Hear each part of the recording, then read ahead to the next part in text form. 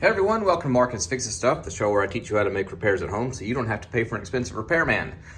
I've lived in this house for 21 years, and this light's always been kind of screwy looking. If you look at it, see if we can get a good shot. It doesn't sit right in there. I mean, it's clearly off center. I've never taken this off and looked at it, so today we're gonna see what we gotta do to fix this thing. First thing we're gonna do is kill the power. I've already done that. If you've seen my videos before, you know I just kill the whole thing at the main panel. Now, we gotta get this plate off, so we're just gonna use a flathead screwdriver to take these two screws out, and then we're gonna see what's going on here. We're gonna finish this last one with our hand, and like I always say, have a little cup or dish or something. Ignore the Nerf gun arsenal. Anyway, have a little cup or dish to keep your bits and pieces in so you don't lose anything. All right, and like I said before, I've already killed the power, so there's no electricity here, so I'm not gonna kill myself. It's kind of wanky, so we're gonna take this plate off and see what's going on with this thing. Now, this is just a regular screw with this. I can't tell if that's a nail, if it's a screw head. I'm not really sure what they did there. Again, it's a very old house, so we're gonna probably have to pry this off with a hammer. If we can do so without hurting the wood. May be able to get it out with a screwdriver, but we're gonna do this one first. And,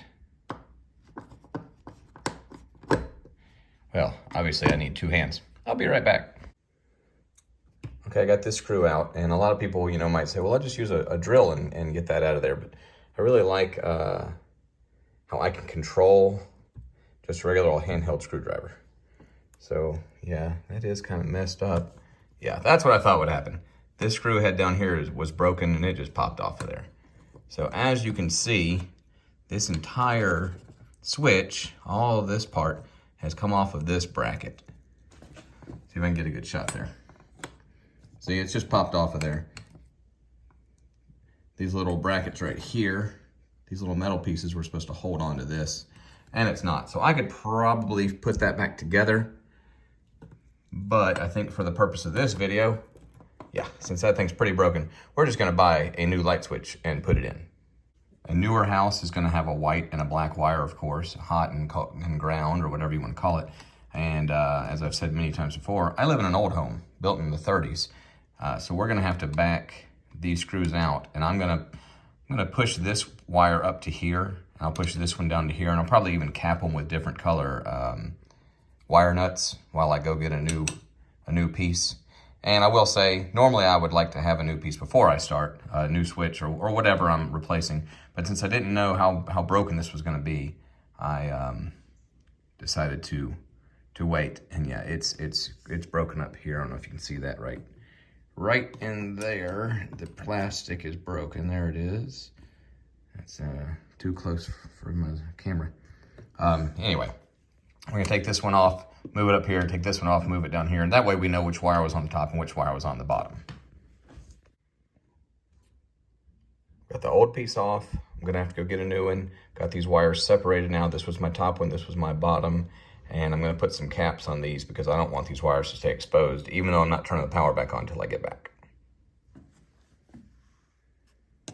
I'm having to use a pair of needle nose pliers to very slowly get this screw out of the wall. Just wanted y'all to see that. Sometimes things don't work out the way you want to, and you got to innovate a little bit. And it takes a long time. But there's no other way for me to get a good hold of this screw head since it's broken in half.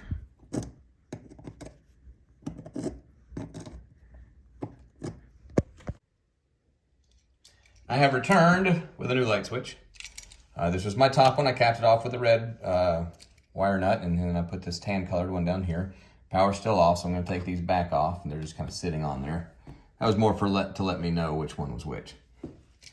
So we're going to take our top wire, put it around our top screw on this outlet. I'm going to use this Phillips head screwdriver to lock it down into place. I'm going to take the bottom wire and do the exact same thing. And you do want to lock these down tight because you do not want these to pop out. And, you know, if it touches this metal side or this wire, you know, you got a problem. You're going to at least throw a breaker, maybe something more than that. All right, those are nice and tight. We will now take the whole light switch and we're going to put it back into the little electrical box that it was sitting in before. Just match up your screws to the holes on the top and the bottom. And only go about halfway when you do this so that you don't get uneven or make it hard to put one side in over the other. Like I said before, you can use a power drill if you want. I just like the precision of doing this with a handheld tool.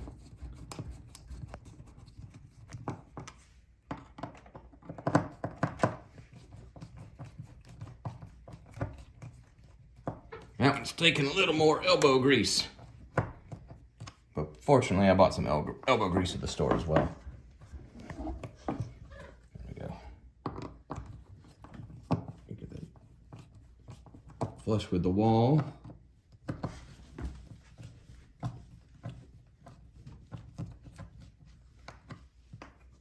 Oh, okay, that is in there. And now we're going to get the plate and those two screws we took off earlier from our little bowl.